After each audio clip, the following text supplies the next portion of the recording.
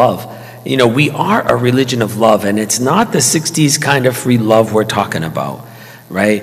And we all assume that we know the definition of love, what it means. And we all work out of a working definition, and it's been formed by many places. What my parents showed us, what the church is saying, what Christ has said, what the world has said, and then many definitions of this love. And maybe we're carrying around not a Christian definition of love, because you see that that's what they're talking about, and we're like, oh, here's another story about love again, because love, and some get tired of that. But when you take a look at it, that's really at the heart of our faith.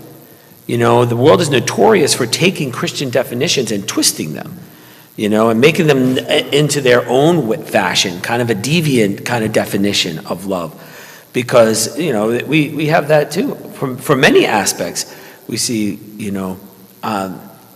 like oftentimes as a parent, you've got to know that, you love your children, right? You know that.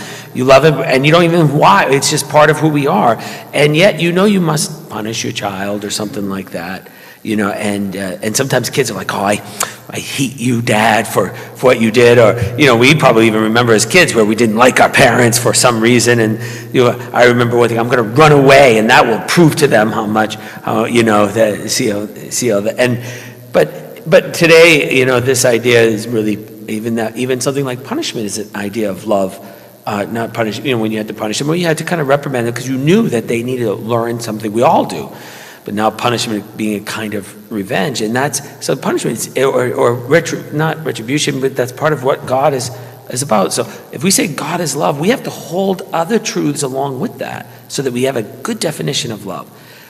Love that includes truth and goodness and beauty. Those have to be part of that. You have to live in the truth.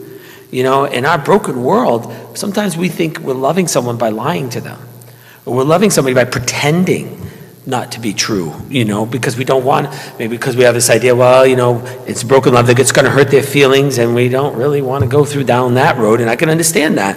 So what we do is this is our broken world, rather than saying, we live in the truth. Sometimes you sin with someone you love because you don't want to challenge them, or you end up doing something wrong, but you do it in the name of, it's because I love them, that's why. But accept that love is such a key component of our faith. We love God, and God loves us, but it's got to be a purified definition of what love is, and a grown-up definition, and not an easy way out, because if it's about God, it's going to be pretty serious what it means to love. And that made me think, like we have one of his definitions is selflessness. You can't love someone being selfish. That's not love. And yet we have a world, I think, oftentimes it's all about being selfish is kind of thing. Or so if you're going to love others the way God loves you, then it means that you're going to love someone by being patient and merciful and truthful, and have goodness and beauty and charity and self-sacrifice. These are the definitions we use that go along with this. And one of the things that for me has been really important is, I can't imagine, you all love God. We do. That's why we're here.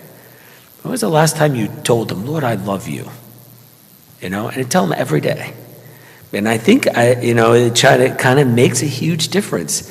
I remember telling him, we love you, Lord. I love you, Lord, with all my heart and my mind and my soul. As a reminder, because that's the definition in terms of God and art and all of God's, the definition for ourselves as well.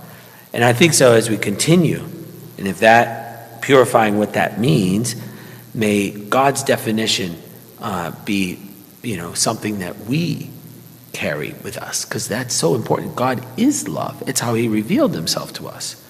And so may we make sure that when we see this commandment here where he's like, if anyone says, I love God, but hates his brother is a liar. Anyone who does not love his brother whom he has seen, he cannot love God. God wrapped it up. And that's the one thing we have as human beings that it's kind of plagued us so much that we desire love. And it's so important to us. And so hopefully that becomes the overarching pure definition that we're constantly working toward.